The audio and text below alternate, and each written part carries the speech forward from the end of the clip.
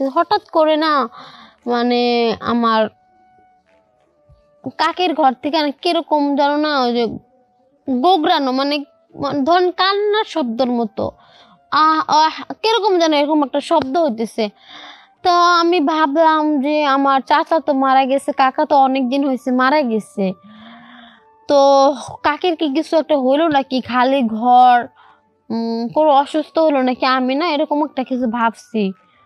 আবার আমার কাকের একটু ব্যারাম ছিল, তো যাকে বলে মির্কি ব্যারাম না কি যেন ওগুলা বলে, তা আমি ভাবছি ওরকম কিছু হয়তো হয়েছে। তা আমি কি করলাম, মানে জানালা ছিল, তো জানালা একটু ফাঁক দিয়ে আমি তাকাইলাম আগে।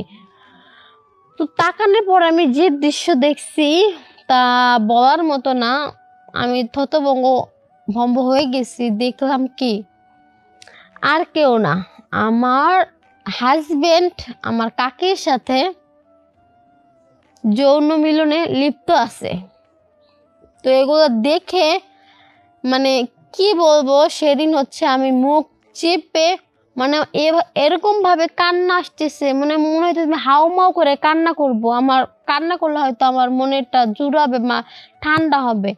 আমি মনে করেন মুখ চাপ দিয়ে রুমে চলে গেলাম। রুমে চলে গিয়ে আমি অনেকক্ষণ মানে প্রায় সকাল প্রায় হয়ে আসবে এই টাইমে হচ্ছে সে আসছে।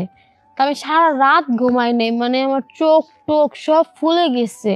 আসসালামু আলাইকুম, সবাই কেমন আছেন? আশা করি সবাই ভালো আছেন, আমিও মোটামুটি ভালো আছি। তো আজকে হচ্ছে আপনাদের সাথে আমার কিছু কথা শেয়ার করার জন্য আজকে হচ্ছে ক্যামেরার সামনে আসছি, আমার জীবনের গল্প বলার জন্য আপনাদের আজকে এই জায়গায় আসা। তো হচ্ছে আমার নাম হচ্ছে শান্তামণি, আমার বয়স হচ্ছে 18। আমার মনে করেন আমার যখন বয়স 17 বছর, তখন আমার মা বাবা হচ্ছে আমাকে বিয়ে দিয়ে দিছে। তো বিয়ে দেওয়ার পর আমার শ্বশুর বাড়ি হচ্ছে রাজশাহী, নওগাঁ, আর আমার বাড়ি হচ্ছে ঢাকা, ঢাকা রামপুরা, খিলগাঁও থানা। তো মানে অনেকটা কিন্তু দূর। তো আমার হাজবেন্ড যখন আমার বিয়ে হলো, আমাকে অনেকটা অনেকটা ভালোবাসতো সে।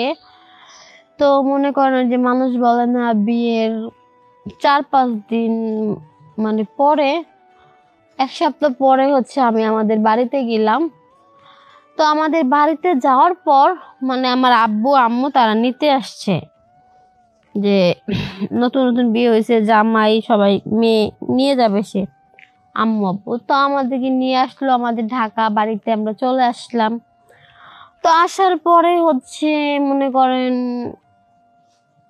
অনেক মানে আমি 4-5 দিন ছিলাম। তো থাকার পরে না আমি মানে দেখলাম কি, যে আমার থেকে আমার আম্মুর থেকে না মানে আপ্যায়নটা আমার কাকি আমার কাকি একটু বেশি করতেছে। কথা আছে না যে মার থেকে মাসির দরদ একটু বেশি থাকে না, ওরকম টাইপের আর কি।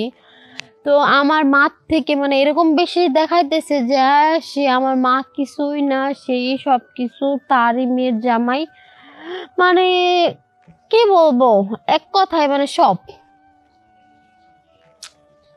তো যখনই আসতাম দেখতাম একই এরকম করতে করতে মনে করেন আমাদের বিয়ের প্রায়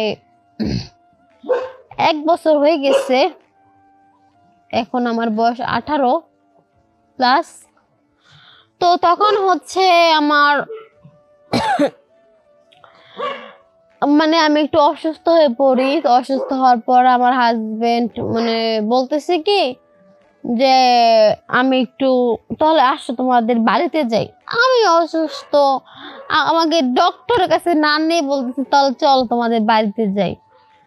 মানে আমি বললাম হয়তো আমি অসুস্থ, আমার ওরকম কেউ কেয়ার করার মানুষ নেই, তার জন্য হয়তো বলতেছে। আমার বাড়িতে গেলে আম্মু একটু যত্ন নিতে পারবে, কেয়ারিং, মানে এই সব বিষয় আর কি। তো আমি হচ্ছে গেলাম তো যাওয়ার পর হচ্ছে সেদিন কি হলো, মানে যখনই আমার হাজবেন্ড আমার সাথে থাকে না, মাঝরাতেই না কোথায় যেন উধাও হয়ে যায়। এরকম প্রায় 3-4 দিন আমি একই ঘটনা ঘটলো। তো আমি তাকে জিজ্ঞেস করি কোথায় গেছো, ও বলতেছে বাইরে গেছি, একটু ঘুরলাম টুরলাম বা প্রস্রাব ধরছে, মানে এরকম কোনো এক এক দিন এক একটা বাহানা দিল। তো আমার না কিরকম জানি লাগলো। আর প্রতিদিন না বললাম না, মানে আমার হাজবেন্ড আসলে আমার কাকি অন্যরকম হয়ে যায়, মানে এতটা আপ্যায়ন, মনে হয় কি মেয়ে না মেয়ের জামাই, এরকম আর কি। মানে মেয়ের জামাই না, মানে এরকম আর কি, এরকম একটা টাইপ। তো আমার না কিরকম যেন একটা লাগতেছে। তো ওই দিনকে আমার খটকা লাগার কারণে না আমি সেই দিনকে হচ্ছে ঘুমাই নাই, ঘুমের ভাব ধরে আছি। তো সে কি করলো, তার টাইমটা যখন হয়ে গেছে আমার চোখের উপরে না এরকম এরকম করতেছে, দেখছে আমি ঘুমাই কিনা। আমি কিন্তু শ্যান কম না, দেখেই তো বুঝতেছেন আমি কিন্তু প্রচুর শ্যান। তো আমি এরকম ভাব ঘুমতেছি, সে আমাকে ধরতেই পায়নি যে আমি সজাগ নাকি। পরে সে আস্তে আস্তে আস্তে আস্তে উঠে গেল। উঠে যাওয়ার পর না আমিও উঠলাম। ও মা, উঠে যেয়ে দেখি কি ঝিঝি পোকা চি চি চি চি করে ডাকতেছে, কিন্তু মানুষটা নেই। পুরাই ঘট ঘট অন্ধকার, পুরাই অন্ধকার, কেউ নাই। মানে হঠাৎ করে না, মানে আমার কাকের ঘর থেকে কিরকম জানো না, ওই যে গোগরানো, মানে ধরেন কান্নার শব্দের মতো আহ আহ কিরকম যেন এরকম একটা শব্দ হইতেছে। তো আমি ভাবলাম যে আমার চাচা তো মারা গেছে, কাকা তো অনেকদিন হয়েছে মারা গেছে, তো কাকের কি কিছু একটা হইলো নাকি, খালি ঘর, কোনো অসুস্থ হলো নাকি, আমি না এরকম একটা কিছু ভাবছি। আবার আমার কাকের একটু ব্যারাম ছিল, তো যাকে বলে মির্কি ব্যারাম না কি যেন ওগুলা বলে। তা আমি ভাবছি ওরকম কিছু হয়তো হয়েছে। তা আমি কি করলাম, মানে জানালা ছিল, তো জানালা একটু ফাঁক দিয়ে আমি তাকাইলাম আগে। তো তাকানোর পর আমি যে দৃশ্য দেখছি তা বলার মতো না। আমি ভম্ব হয়ে গেছি। দেখলাম কি, আর কেউ না, আমার হাজবেন্ড আমার কাকির সাথে যৌন মিলনে লিপ্ত আছে। তো এগুলো দেখে মানে কি বলবো, সেদিন হচ্ছে আমি মুখ চেপে, মানে এরকম ভাবে কান্না আসতেছে, মানে মনে হয়তো আমি হাউমাউ করে কান্না করব। আমার কান্না করলে হয়তো আমার মনেরটা জুড়াবে, ঠান্ডা হবে। আমি মনে করেন মুখ চাপ দিয়ে রুমে চলে গেলাম। রুমে চলে গিয়ে আমি অনেকক্ষণ, মানে প্রায় সকাল প্রায় হয়ে আসবে এই টাইমে হচ্ছে সে আসছে। আমি সারা রাত ঘুমাই নেই, মানে আমার চোখ টোক সব ফুলে গেছে কান্না কান্না করে। পরে সে আসে দেখতেছে, পরে বলতেছে কি হয়েছে। এখন মানে তাকে আমি বুঝতে দেই নাই যে আমি কোনো জিনিস দেখছি।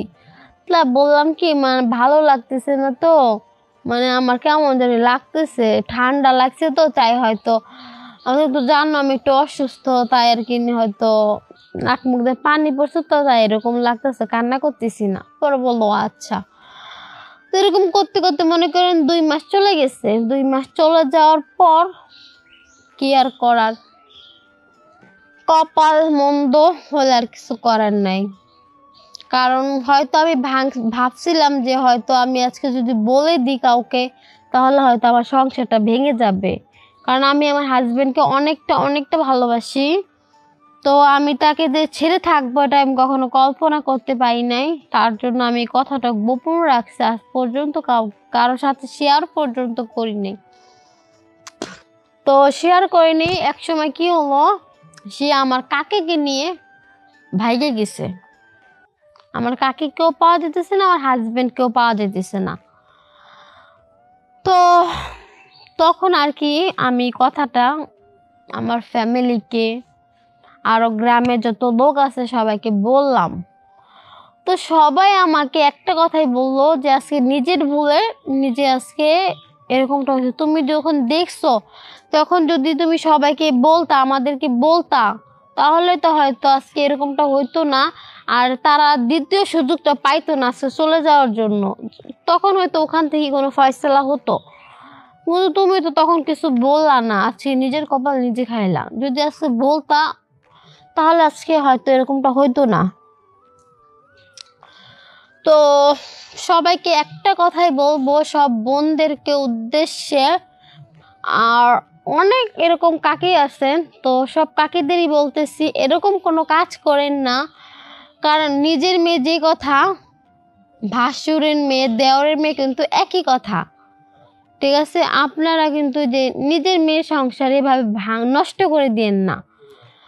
আর প্রত্যেকটা মেয়েকেই বলবো যে কখনো যদি তোমাদের সাথে এরকম কিছু ঘটে তাহলে সাথে সাথে প্রতিবাদ করো, আমার মতো মুখটা বন্ধ করে রাখো না। যদি বন্ধ করে রাখো তোমাদের কিন্তু ঠিক সেম এরকমই পরিণত হতে পারে। তো বোন, তোমাদের সবাইকে সাবধান, তোমরা এগুলোর থেকে দূরে থাকবা। আর সবাইকে আসসালামু আলাইকুম, সবাই ভালো থাকবেন। আর এই ভিডিওটা বেশি বেশি করে শেয়ার করে দিবেন, যেন আমার সব বোনেরা দেখে শিখতে পারে, কিছু শিক্ষা নিতে পারে। আসসালামু আলাইকুম।